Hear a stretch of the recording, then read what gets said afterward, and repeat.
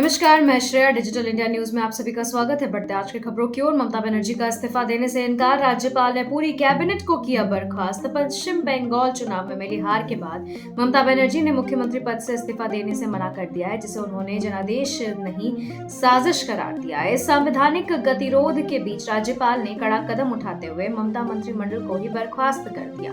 ममता ने अब सड़क पर उतरकर लड़ने और इंडिया गठबंधन को मजबूत करने का संकल्प लिया है। पश्चिम बंगाल में खूनी संघर्ष, शुभेंदु अधिकारी के पीए की हत्या और हावड़ा में भीषण बमबारी से तनाव। बंगाल में चुनावी नतीजों के बाद हिंसा का तांडव जारी है। भाजपा नेता शुभेंदु अधिकारी के पीए चंद्रनाथ रथ ने की गोली मारकर हत्या कर दी गई है, जिसका आरोप अधिकारी ने टीएमसी पर लगाया है। वहीं हावड़ा में क्रूड बम से किए गए हमले में 2 भाजपा कार्यकर्ता गंभीर रूप से घायल हो गए हैं। पूरे इलाके में सुरक्षा व्यवस्था कड़ी कर दी गई है और पुलिस हमलावरों की तलाश में छापेमारी कर रही है।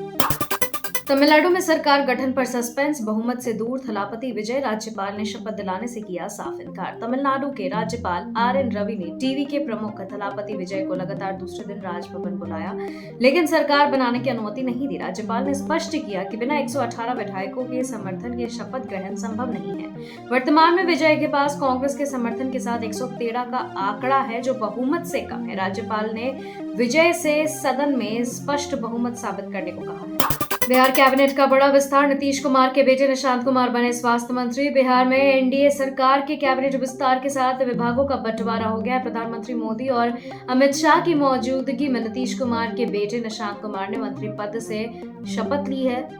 उन्हें स्वास्थ्य विभाग की जिम्मेदारी सौंपी गई है। वहीं विजय सिन्हा को कृषि मंत्री बनाया गया है। राज्यपाल लेफ्टिनेंट जनरल सैयद अता हसनैन ने कुल 32 मंत्रियों को पद और गोपनीयता की शपथ दिलाई है। महाराष्ट्र के मुख्यमंत्री एकनाथ शिंदे का हेलीकॉप्टर तूफान में फंसा, पायलट की सूझबूझ से बची जान। मुरबाड में एक विवाह समारोह में शामिल होने जा रहे महाराष्ट्र के उप मुख्यमंत्री एकनाथ शिंदे का हेलीकॉप्टर अचानक आए तेज तूफान और भारी बारिश की चपेट में आ गया। खराब मौसम के कारण स्थिति गंभीर हो गई थी, लेकिन पायलट ने धैर्य दिखाते हुए हेलीकॉप्टर को सुरक्षित जोहू हेलीपैड पर लैंड कराया। घटना के बाद शिंदे ने अपना दौरा रद्द कर दिया। मुख्यमंत्री और सभी अधिकारी पूरी तरह सुरक्षित। उत्तराखंड में जनगणना 2026 का शंखनाद, सरकार ने जारी किए निर्देश। उत्तराखंड में आगामी जनगणना की जमीनी तैयारियां शुरू हो गई है। सचिव दीपक कुमार ने विस्तृत दिशा निर्देश जारी कर जनता से सहयोग की अपील की है। यह जनगणना न केवल आबादी के आंकड़े जुटाएगी, बल्कि भविष्य की योजनाओं, साक्षरता दर और आर्थिक गतिविधियों की नींव रखेगी। इन्हीं आंकड़ों के आधार पर आगामी विधानसभा और संसदीय क्षेत्रों का परिसीमन और पंचायतों में आरक्षण का निर्धारण किया जाना तय है। देश के भविष्य की नींव है आगामी जनगणना। उत्तराखंड सरकार ने जारी किए सख्त निर्देश। उत्तराखंड शासन ने आगामी जनगणना महाअभियान को लेकर विस्तृत गाइडलाइंस जारी किए हैं। जनगणना सचिव दीपक कुमार ने जनता से अपील की है कि वे जनगणना कर्मियों को सही आंकड़े उपलब्ध कराएं। यह प्रक्रिया केवल संख्या गिनना ही नहीं है, बल्कि इसी आधार पर भविष्य की सरकारी नीतियां, साक्षरता दर, बुनियादी सुविधाएं और विधानसभा व लोकसभा क्षेत्रों का परिसीमन तय होगा। सरकार ने इसे राष्ट्र निर्माण के लिए एक महत्वपूर्ण कदम बताया है। थलापति विजय के समर्थन में उतरा समूचा विपक्ष, राज्यपाल के फैसले को बताया जनादेश का अपमान। तमिलनाडु में 108 सीटें जीतकर सबसे बड़ी पार्टी बनने वाली टीवीके को सरकार बनाने का मौका देने पर सियासी उबाल आ गया है। डीएमके, एमएनएम और सीपीआई जैसी पार्टियों ने थलापति विजय का समर्थन किया है। राजनीतिक दलों का कहना है कि संवैधानिक परंपरा के अनुसार सबसे बड़े दल को पहले बहुमत साबित करने का मौका मिलना चाहिए। विपक्ष ने राज्यपाल की शर्तों को लोकतंत्र के विरुद्ध बताया है।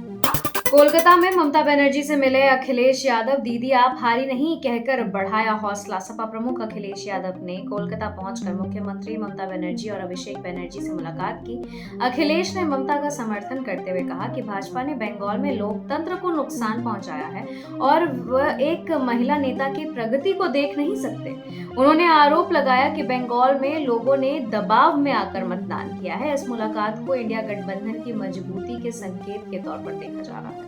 पीए की हत्या पर भड़के शुभेंदु अधिकारी बोले, भवानीपुर में ममता को हराने का मिला यह सिला। भाजपा नेता शुभेंदु अधिकारी ने अपने पीए चंद्रनाथ रथ की हत्या के लिए सीधे तौर पर टीएमसी को जिम्मेदार ठहराया। उन्होंने कहा कि भवानीपुर सीट से ममता बनर्जी की हार का बदला लेने के लिए उनके सहयोगी को निशाना बनाया गया। पुलिस ने हत्या में इस्तेमाल की गई बाइक बरामद कर ली है। पोस्टमार्टम रिपोर्ट के अनुसार हमलावरों ने बेहद करीब से 4 गोलियां मारकर इस नियोजित हत्या को अंजाम दिया।